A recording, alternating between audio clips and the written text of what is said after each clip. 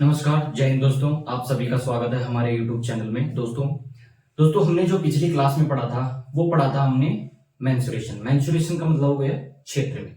ठीक है दोस्तों, अब मेंसुरेशन में जो हमने पार्ट पढ़ा था वो था द्विविमीय यानी 2D, 2 डायमेंशन। ठीक है, जिसमें जो 2 डायमेंशन था उसमें अपन ने पहले जो आकृति ली थी, पहला जो फिगर लिया था अपन ने वो लिया था अपन ने ट्राइंगल का। दूसरा जो अपन ने लिया वो लिया अपने रेक्टेंगल यानी आयत का। ठीक है दोस्तों, तीसरा जो अपन ने लिया वो लिया था अपन ने स्क्वायर यानी वर्ग का, और चौथा जो हमने लिया वो लिया अपन ने सर्किल का। ठीक है दोस्तों, इन सब के एरिया और इन सब का जो पैरामीटर था वो सारी चीजें हमने फाइंड करना सीखा। ठीक है दोस्तों, उसके बाद अपन उसी 2D को कंटिन्यू करते हुए, ठीक है दोस्तों, कंटिन्यू कर रहे हैं, उसमें अपन लेते हैं फर्स्ट टाइम पैरेललोग्राम यानी समांतर चतुर्भुज। ठीक है दोस्तों, अब समांतर चतुर्भुज की देखो क्या विशेषता होती है। समांतर चतुर्भुज में वही आयत के समान ही होता है। यह आयत के समान इसलिए होता है क्योंकि इसके आमने सामने की जो भुजाएं होती हैं वो बराबर होती हैं, और समांतर चतुर्भुज यानी समांतर भुजाओं से बना हुआ चतुर्भुज, यानी इसके आमने सामने की भुजाएं आपस में क्या होती हैं, समांतर होती हैं और बराबर भी होती हैं। लेकिन इसकी एक कंडीशन है दोस्तों कि इसका जो एंगल होता है ना वो 90 डिग्री नहीं होता।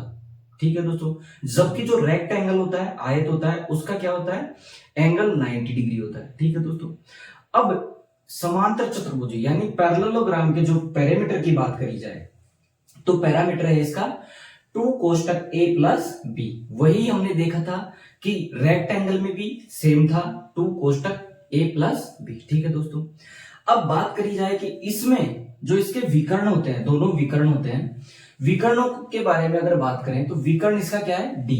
ठीक है दोस्तों, अब विकर्ण यदि निकालना हो तो भुजा जो AC है, AC प्लस BD का स्क्वायर करके इज इक्वल टू 2 कोष्टक a square plus b square यदि हम कर दें तो इसके विकर्ण भी अपन निकाल सकते हैं। ठीक है दोस्तों, रही बात इसके अगर एरिया की बात करें, इसके अगर क्षेत्रफल की बात करें तो इसका एरिया होता है दोस्तों बेस यानी आधार मल्टीप्लाई बाई हाइट यानी ऊंचाई।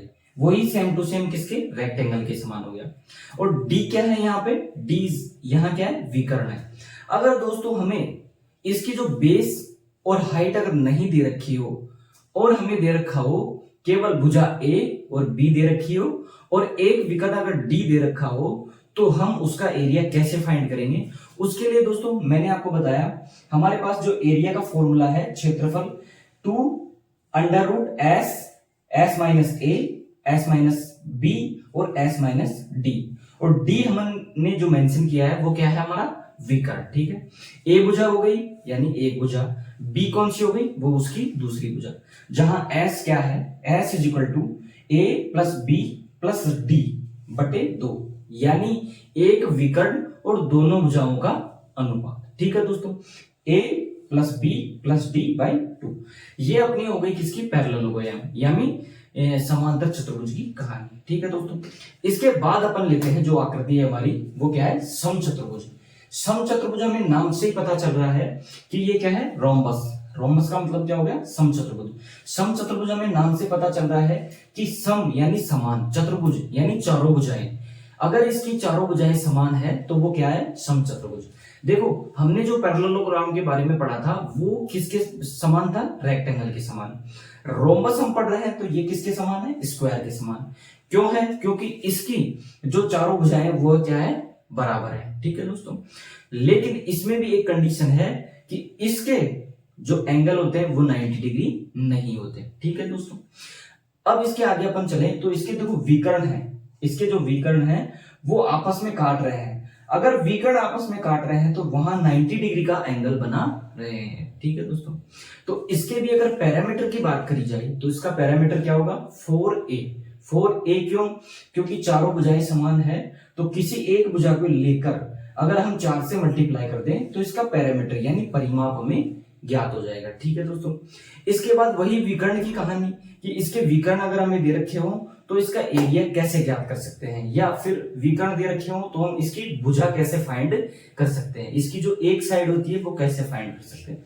ठीक है दोस्तों, अगर भुजा फाइंड करनी हो तो 4a² इक्वल टू d1 का स्क्वायर प्लस d2 का स्क्वायर। यहां d क्या है, d1 फर्स्ट वाला विकर्ण है और d2 क्या है, सेकंड वाला विकर्ण है। ठीक है दोस्तों, फिर बात आती है एरिया की। यदि एरिया की बात करें तो 1/2 मल्टीप्लाई d1 इंटू d2। ठीक है, d1 और d2 मैंने आपको बताई दिया कि d1 और d2 क्या होता है, उसके जो विकर्ण है। ठीक है दोस्तों, इसके बाद इसके एरिया की बात करें तो इसका एरिया भी वही सेम है, बेस यानी आधार मल्टीप्लाई हाइट यानी ऊंचाई। ठीक है दोस्तों, इसके बाद देखो अगर इसमें जो हमें हाइट और ये दे रखा है तो इसका एरिया फाइंड कर सकते हैं। ठीक है दोस्तों, लेकिन देखो इस वाले जो रोमबस में यानी समचतुर्भुज में जो 4 टुकड़े हुए इसके, तो ये प्रत्येक टुकड़ा आपस में क्या है, बराबर है। ठीक है दोस्तों, इसके बाद हमारी जो आकृति आती है, ठीक है दोस्तों, उसके बाद हमारी जो आकृति आती है वो होती है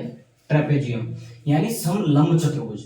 समलंब चतुर्भुज का मतलब क्या हो गया दोस्तों, कि जिसकी जो ऊपर वाली भुजा है उसके नीचे वाली भुजा पर क्या डल रहा है, लंब, जिसकी हाइट h है। ठीक है दोस्तों, इसमें क्या है देखो d1 और d2 दो क्या है, विकर्ण है, और जो ऊपर से नीचे जो हाइट आ रही है वो h है। ठीक है दोस्तों, इसीलिए उसे लंब बोला गया है। ठीक है, अगर इसके पैरामीटर की बात करें यानी परिमाप की बात करें तो दोस्तों क्या होगा, a plus b plus c plus d यानी चारों भुजाओं का योग। ठीक है, इसमें भी देखो ऊपर की जो भुजा है और नीचे की जो भुजा है वो आपस में क्या है दोस्तों, समांतर। ठीक है, तो इसके पैरामीटर हो गया a plus B plus C plus D.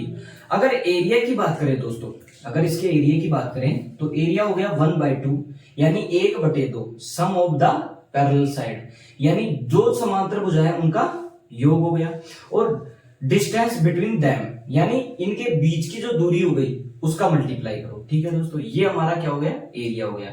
यानी एरिया का मतलब यानी क्षेत्रफल equal to 1/2 a plus B, कौन सी, a नीचे वाली भुजा और b ऊपर वाली भुजा, यानी a प्लस बी कोष्टक मल्टीप्लाई हाइट यानी ऊंचाई। ठीक है दोस्तों, क्योंकि इस भुजा के और उस भुजा के जो बीच की डिस्टेंस हो गई वो क्या हो गई, इसकी हाइट हो गई। ठीक है, इसके अगर मान लो विकर्ण की बात करें, इसका जो पड़ा है वो है हमारा द्विविमीय, यानी इसमें जो आकृति थी वो सारी आकृतियां आ चुकी हैं। ठीक है दोस्तों, सारे फिगर आ चुके हैं।